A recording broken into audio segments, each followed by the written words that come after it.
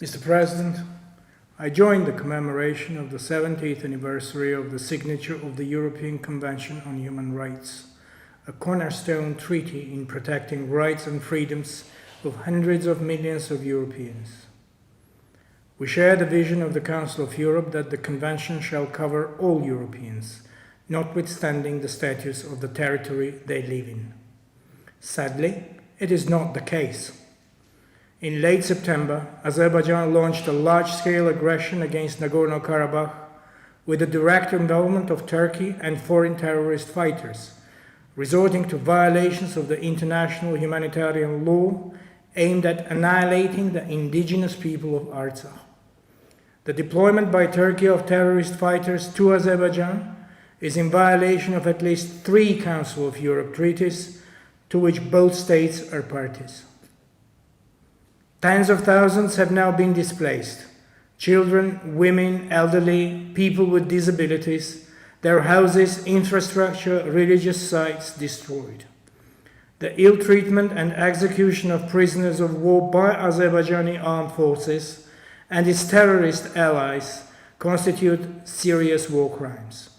This was acknowledged by the United Nations High Commissioner for Human Rights, who expressed serious concerns on summary execution of Armenian prisoners of war by Azerbaijani troops. Furthermore, Azerbaijani armed forces set on fire forests with the use of white phosphorus, contradicting our recent efforts related to environment and human rights. There is a humanitarian crisis in Artsakh, just as the Secretary General warned. We shared her assessments, just as we agreed with the positions of the Commissioner for Human Rights and the Parliamentary Assembly of the Council of Europe. We agreed that ceasefire needs to be reached. We tried a few times, but Azerbaijan broke it. We agreed that hate speech should be abandoned, but we have been living with anti-Armenian hate speech in 2 of our neighbors for decades. It is well reflected in the monitoring reports of the Council of Europe. We agree with the need to allow journalists to cover the war on the ground.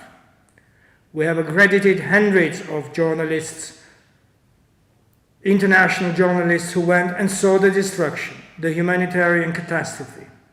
Some of them were deliberately targeted by Azerbaijan. Indeed, we agree with your assessments, with your statements, but statements are no longer enough.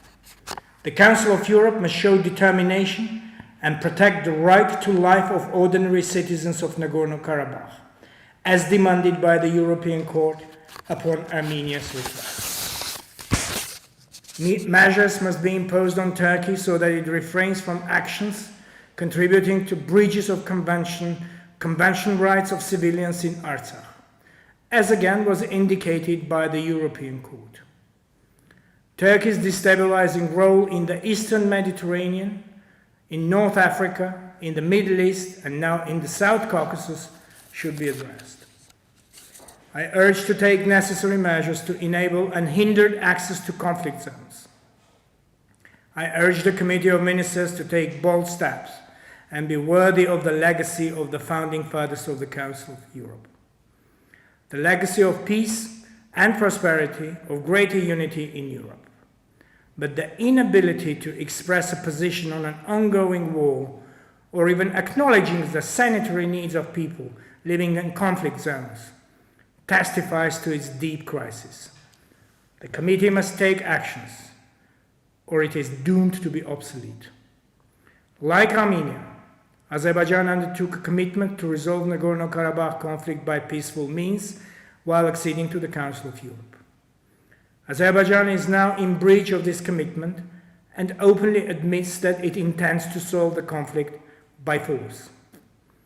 The organization must address this violation. This is a defining time for the world order.